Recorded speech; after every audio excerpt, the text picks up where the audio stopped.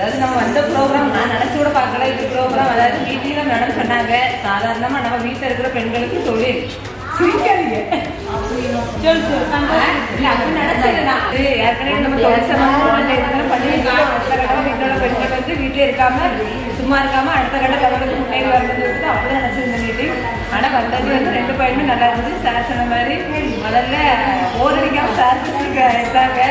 ஒரு அரை மணி நேரம் இருந்தாலும் நம்மளுக்கு ரொம்ப நேரம் கூட தெரியல. ஒரு 10 நிமிஷம் போல தெரிஞ்சு பேசிட்டே இருக்கணும் போல ஒரு பக்கம் இருக்கு. ஆனா கொடுத்த பாயிண்ட் 2மே நல்ல பாயிண்ட் தான். ஆனால் சொன்ன மாதிரி அது 2 பாயிண்டா கொஞ்சமாவது நம்ம கடைபிடிக்கலாம். ரொம்ப இல்லைனாலும் 6 மாசத்துக்கு அவங்க முடியாது. 3 மாசம் போனா கூட நம்ம 6 மாசத்துக்கு வந்தாலும் மெடிக்கல் செக்அப் எடுத்துக்கிட்டா நம்மளுக்கு உண்மையே நல்லதுதான்.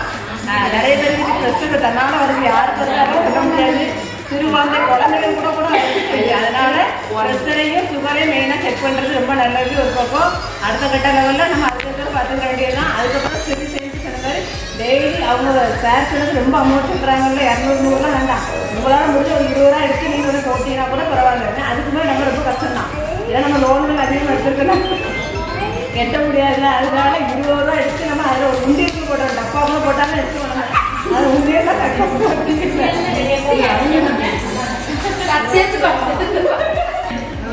அதை போட்டுருக்கே தெரியாத வச்சுட்டு யாருக்கு மேலே எடுத்து அதை எடுத்து அதை வந்து ஸ்டோன் போட்டு அப்போ கிடையாது வேண்டாம். சரியா? மொத்தத்தில் மீட்டிங் கூட சொல்ல முடியாது. ஒரு டிஸ்கஷன் மாதிரி தான் இருந்துச்சு, நல்லா இருந்துச்சு.